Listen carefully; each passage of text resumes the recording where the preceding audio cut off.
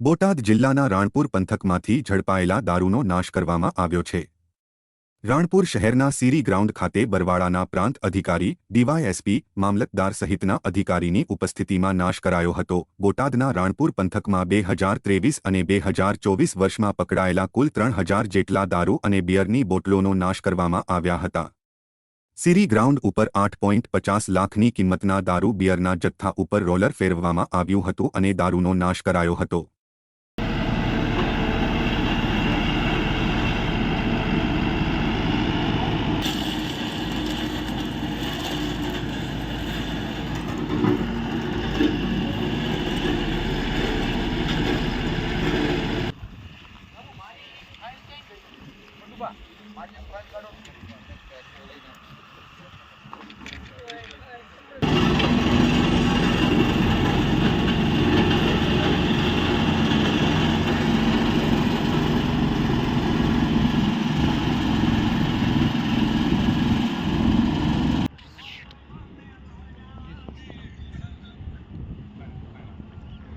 આજરોજ રાણપુર મુકામે જે કોર્ટ દ્વારા જેની પરમિશન આપવામાં આવેલી છે એવા દારૂનો ડીવાયએસપી શ્રી, મામલતદાર શ્રી, પીઆઈ શ્રી અને નશાબંધી ખાતાના અધિકારી શ્રીની હાજરીમાં આજે નાશ કરવામાં આવેલો છે।